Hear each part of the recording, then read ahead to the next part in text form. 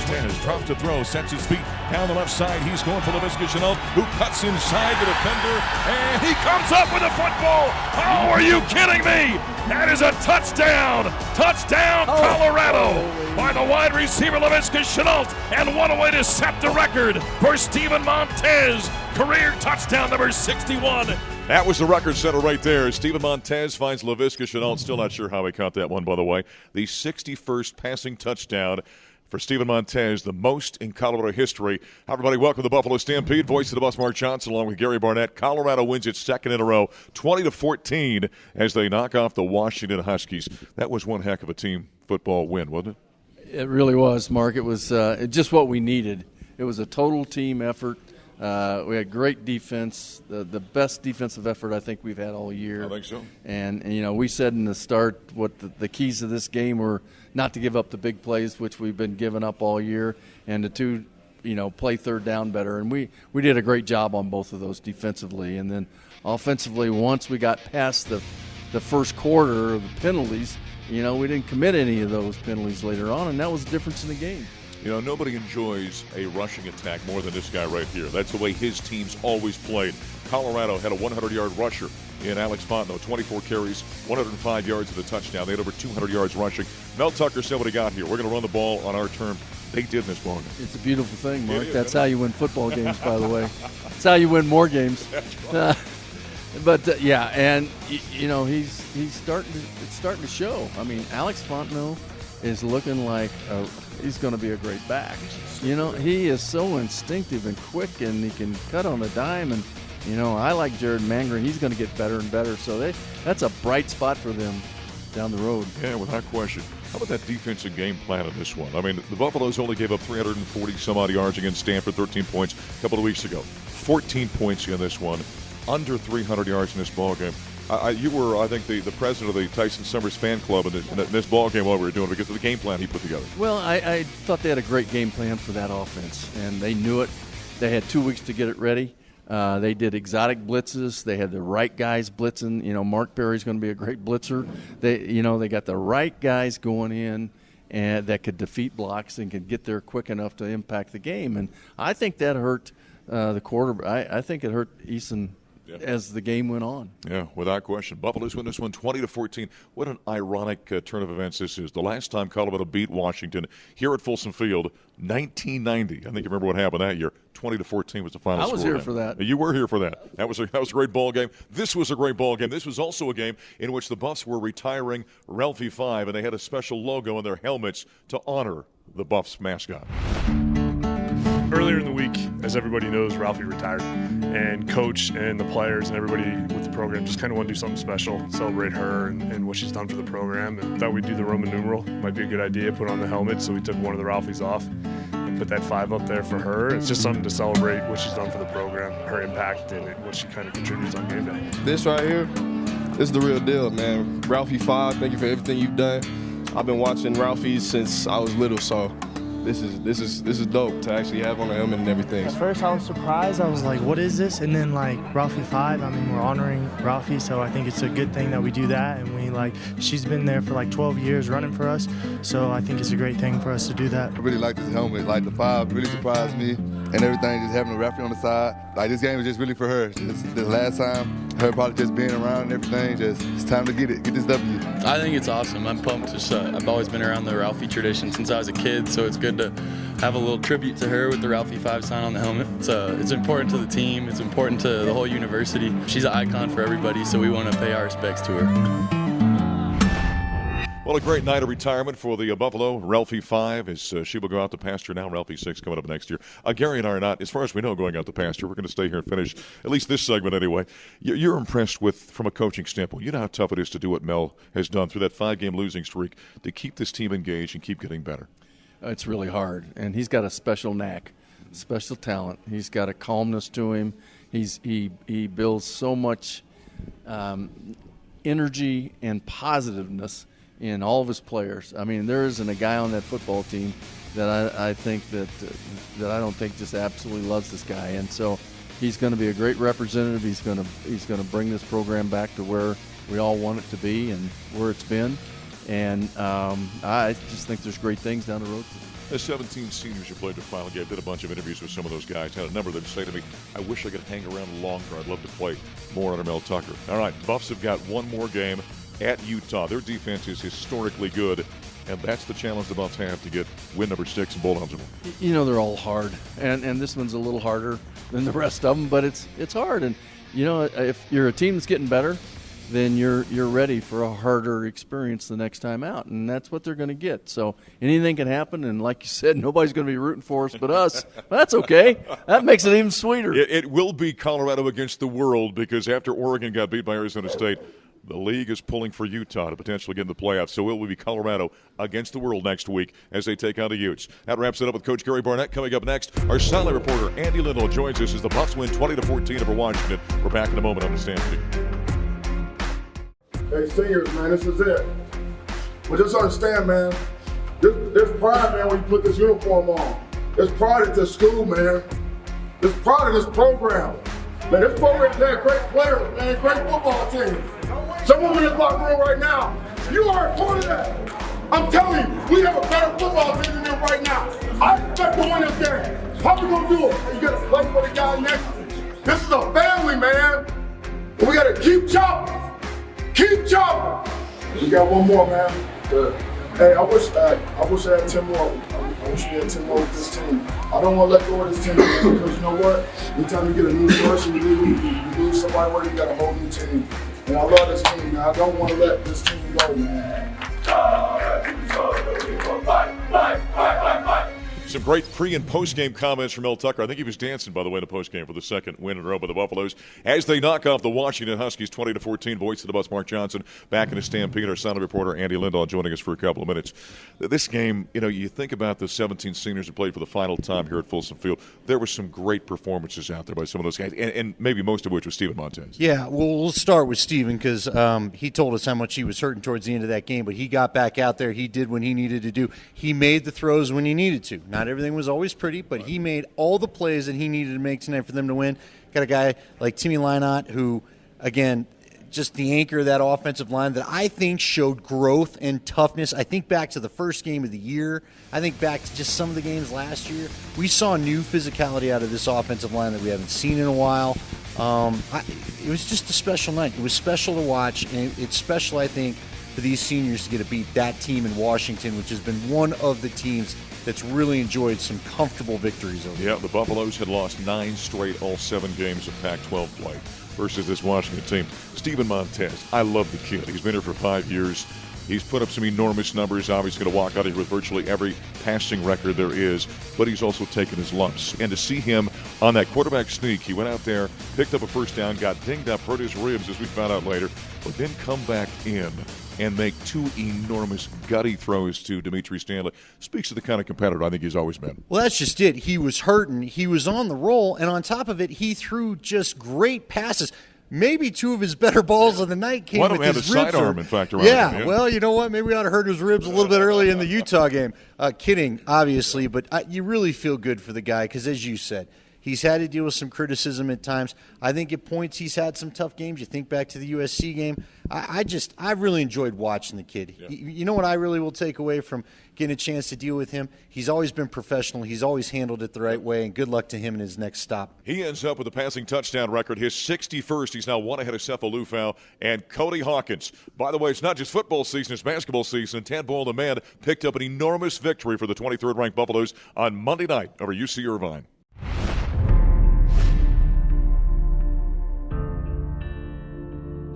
Man, you feel the fight, Deshaun? You feel the fight right now? I feel it. No second shots. Win the battle of boards. They get 1 shot is all they get, but it's going to take 20 minutes of defense to make these guys go away. We got to shut off their layups and take away threes. Okay, we got to learn to break teams at the end of the half. Okay, our crowd got into it, guys. It's supposed to affect them, not us. Defend and rebound. Take care of the ball.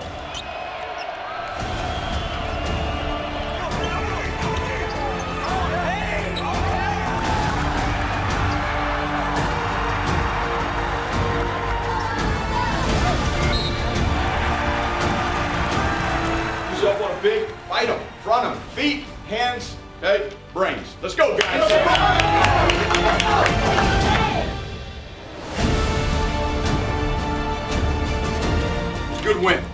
we beat a good team, and you guys took the game plan and executed it. We relied on our defense tonight. Post guys, you took a challenge, you did a great job. Perimeter guys, you did the same thing. I feel like that was Colorado basketball tonight. What you guys did out there today, just showing and build up your resume, saying, hey, we're a tournament team. You got to do this night in and night out. One more. Protect the clear. Family on 3. 1, 2, 3. Family. Great victory for Tadpole and the Buffaloes, ranked 23rd in the country, perfect 3-0 after that victory over the Anteaters. As we continue with Andy Lindahl, Buffs win in football, win number 5 of the season, 20-14. That defense has taken so many arrows this season. Had that terrible streak of 14 consecutive games in which they gave up more than 30 points. That's 2 in a row now. They've given 13 points to Stanford, 14 in this victory, and held them under 300 yards. Outstanding on that side of the ball. Yeah, they have really shown a lot of growth. And I think we thought we might see some improvement with the Mel Tucker defense. Mel Tucker coming in here and really coaching these guys up. But you talk about just so many good plays. I thought Delrick Abrams have a play tonight where he recovered on a big ball to the end zone that I thought was going to cause him some problems. Davion Taylor was flying all over the field tonight. That was one of the things as we talk about the difference between the first time we saw CU in Washington and tonight was they were just as fast as Washington was tonight, and that's not the way it was the first year the Buffs were in the Pac-12. And you know what? You got to love Nate Landman. This guy is going to make some NFL team very happy when they pick him, whenever it is. Hopefully he sticks around a little longer, but whenever he's drafted, this kid's going to be a really good football player. Yeah, he is a football player. Jesse had a great pass breakup in this ball game, was all over the field all night long. Davion Taylor continues to develop. You figured at some point the switch was going to go on for him because he started playing football so late. He's been fantastic. All right, next week, a very tough challenge for the Buffaloes. Utah's defense has been historically good, and if the Buffs want to go to a bowl, they've got to go into Salt Lake City the Saturday after Thanksgiving, get a win. Yeah, but you know what I like? I love how Mel Tucker is stuck with the plan because what have we seen tonight?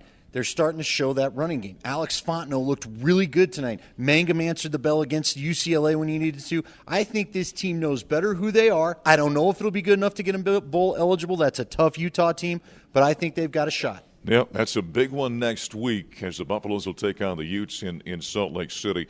And the thing you like about what Mel's done is just that the continual growth. The team has bought in and they've gotten better every week. Yeah, you can tell they're getting coached up. We've actually seen improvement on the field. The same guys that we were kind of hand-wringing about earlier, they're making plays. That tells me they've got a good coaching staff inside these walls. Yeah, good stuff. And they're starting to reflect Mel Tucker, that kind of tough mentality he's got. Buffaloes pick up win number 5 as they win 20-14 over Washington. We'll take a timeout here in the Stampede. Coming up next, we celebrated the 1994 team during this ball game and the victory over Washington. And the quarterback of that team, Kordell Stewart, is going to join us next. Stewart with time. Lets it go. He's got 3 people down there. The ball's up in the air. Caught. Touchdown. Caught by Westbrook for a touchdown. Incredible. Well, that play never gets old, of course. The catch, one of the greatest plays in college football history. Back in the Stampede, voice of the bus, Mark Johnson. He threw it. Kordell Stewart. That thing just never gets old to watch, doesn't it? No, Mark, I tell you what, man, every time I watch it, I promise, it's almost as if it's just happened. Yeah. You know, ESPN shows it. The people talk about it, and you look to see if something different's going to happen, right? After 25 years. Thank goodness it always ends in Michael's hands. For whatever reason, I'm pretty darn consistent on that play. So if you want to know who's 100% at throwing Hail Mary passes, just come talk to me. But, I mean, that just brings a lot of, I think, big smiles to our institution, and I think all of us who are Buffs, it keeps us all proud. So that play wasn't just about me. It was about all of us. You know, one of my favorite moments since I've been here, the 16 years I've been here, was years ago. The late Rashawn Salam and I were talking about that, and it came up, and he said, you know, nobody ever talks about the fact that I picked up the blitz. Otherwise, Kordell wouldn't have thrown it. Well, this is what's crazy. So Tony Birdie was to my left, and Rashawn stepped to the left because of the protection, and they only had 3 rushers coming.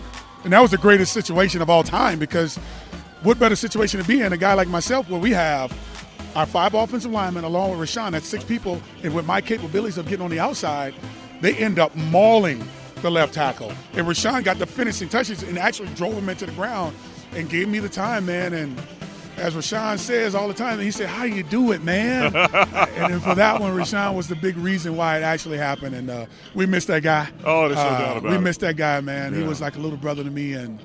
And I will always keep the narrative is he always asks me, man, all the time, why do you keep running the ball so much? You're so selfish. Give me a chance. That's all he used to say. So, what do you think of Rashawn? What do you think about him? Great guy, man. He was a great guy. He did everything that was asked of him. he was quiet. You know, he came from 8-man football in California. He came here trying to find himself. And I think as time progressed, he ended up finding some friends, and I was one of those guys. And all we wanted him to do, just like anybody else, including myself, was just be who you were. You know, be who you was. And I was a recluse myself. You know, I was quiet. You establish friendships over the experiences that you have together. And I think those experiences open all of us young players up to the point where, as time progressed, you became more mature in your place, in a new environment, away from mom. Remember now, Mark, when you come from your hometown, if there's 100 guys on that roster, every last one of those players are from somewhere else. That's right. You may know maybe of 100, 3 or 4 guys because they may recruit in the same area. You may know them or you may know of them. And just like anyone else, man, you're just trying to find yourself. And Rashawn found himself, and I think he ended up making the most of it, and we enjoyed him while he was here with us. Without question. One of the greats of all time, the late Rashawn Salam, also one of the greats of all time. We're going to continue our conversation here with Kordell Stewart. Right now we're going to step aside. We caught up with a bunch of his teammates here on the sidelines during the ball game. I just remember before I ever got here, I was a fan of Colorado football, and that play was just so much, especially because I hated Michigan so much. So it was great to see that, and that play will forever be the greatest moment in Colorado football. To celebrate 30 years of the 11-0 team, to be back to celebrate, 30 years of the passing of Salinesi, to be back here and to see Bill McCartney, who I haven't seen in very many years, actually. It's just a wonderful thing to see Kordell Stewart, that class of '94, which was that other great class of Colorado Buffaloes. We're just excited, and I'm glad to be back here to be a part of it. Hey, it feels great to be back. Great to be back. Hey, all these guys, we love this program. Great to see Mac here. Great to see all the guys here. Favorite memories is just the guys. We loved each other. We were brothers. We talked about the old times, and we had a great time. Good to see some of those fellows from the 94 team as we continue here with Kordell Stewart. I want to ask you a little bit about this team. I know you and Coach Tucker have gotten friendly. You communicate on a regular basis. Give me some thoughts on what you see Mel doing and building right now. Well, just think about the 5 games that we lost. 9 points.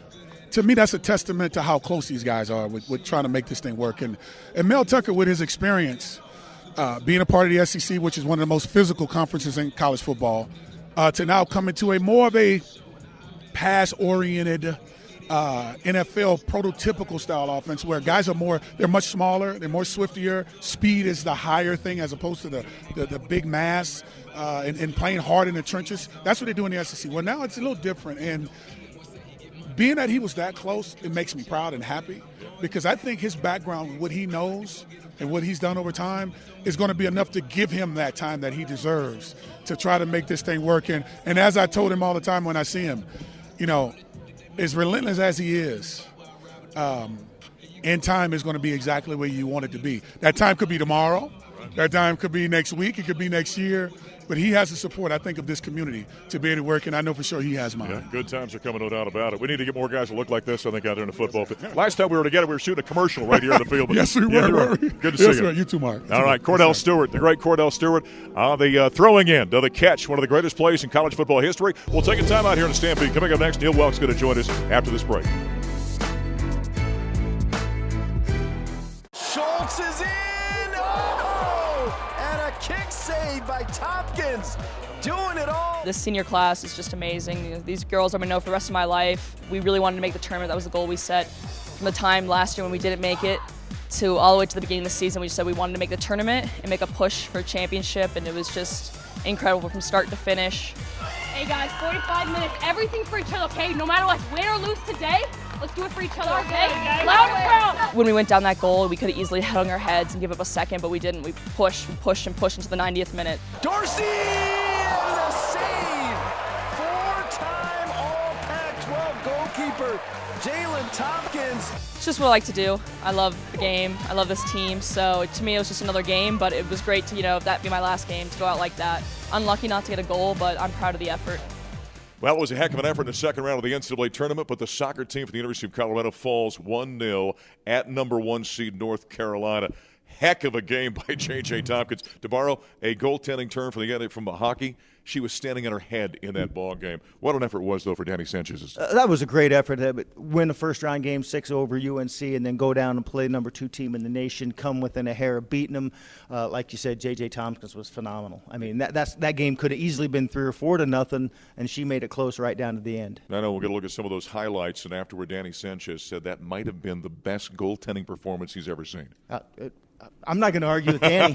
Yeah, I think not. How about the fact that, we talk about some of these great seniors, their careers coming to an end. What do we say about Taylor Korniak as she walks away from the Buffaloes? Other than that she's probably the best soccer player ever at Colorado, I guess you can't say much else. Yeah, no, she had a fantastic career. Would have loved to have seen him get one more game in, but, yeah, a great effort by both of those. Fantastic performance by the Buffaloes as they fall 1-0 to North Carolina. The CU women's basketball team, by the way, sitting at 3-0, coming off a nice win over Colorado State here just a few days ago. Yeah, they've had a couple nice road wins. Went up to Wyoming, got a win last week. Then went up to CSU and got a win. And looking good for a young team. J.R. Payne's team has played well under pressure. You like to see that. It was a back-and-forth game and did a good job. Yeah, certainly a youthful team for J.R. Payne, as Neill mentions, but they're playing some pretty good basketball right now. Cross country also was in the Nationals this past weekend. They were at Terre Haute, Indiana. The CU men end up finishing 3rd. The women, number 10. Joe Klecker takes 2nd nationally. Mm-hmm. Yeah, and that's just, we take that for granted. I mean, those expectations, they're outlandish at Colorado, but we almost take it for granted. Here's a stat for you. Mark Wetmore has been here now for 25 years. He's been in 50 NCAA championships, if you count men's and women's. 50 times he's taken a team to the NCAA championships. He's been in the top 10 43 times. Unbelievable. 86% of the time, Mark Wetmore's teams are in the top 10 in the nation. That's pretty good. And didn't you have the stat as well? He's the only cross-country coach that won all four titles, yes, men's, women's, and then the individual men's ones? Yes, he's the only coach to do that at the same school. That's a heck of a finish as well for Joe Klecker, finishing 2nd. It is, and he's just been one of those guys that's just been – a grinder, if you can use that term, and he just runs hard every time, and it was a great finish. Love to see him, come out on top like that. They had a bunch of All-Americans again, and so, yeah, just another good season for University of Colorado. Now into football, 20-14, Buffs win over Washington. I know you got a column this week that you had talking about how this team is now Mel Tucker's team. It's starting to play like Mel Tucker and I think reflect his attitude. Yeah, they're buying into that culture. He came here with the idea of changing the culture of Colorado football, making it, relentless, work ethic, discipline, all those things, and it's starting to show. This is Mel Tucker football. The last 2 games you've seen, Colorado 16, Stanford 13, Colorado 20, Washington 14. Those are the kind of games that Mel Tucker wants to play. You guys talked about running the ball with authority, running the ball on his terms. When everybody in the stadium knows they're going to run the ball, including the guys across the field, they still ran it. And that's what Mel Tucker wants to do, never mind a defense that just gets down and got after Jacob Eason like nobody. Well, I was going to say, too, and Mel was a defensive coach, of course. He's always been a defensive coordinator, was at Georgia before coming here. So you know that was going to be the side of the ball he would focus on. He and Tyson Summers, I thought the defensive performance and game plan versus Washington was outstanding. Oh, they were in Jacob Eason's back pocket from the very beginning, and they wanted to force Jacob Eason to throw the ball. They wanted to put the onus on him to win the game, and they did. And they sacked him 5 times. They pressured him a few more. They caused an interception, and that's the kind of football that Mel Tucker wants to play. They brought blitzes from every position on the field. I mean, I think Eason's head must have spun completely around. He didn't know where it was coming from, and it was just a great game plan by Tyson. And it is going to be Colorado against the world next week. Nobody wants Colorado to beat Utah, but they've got a chance to get that 6th victory next week in Salt Lake City. That's Neill Woelk of CUBuffs.com as we put a wrap on this week's Buffalo Stampede. I'm voice of the Buffs, Mark Johnson. We'll talk to you next week.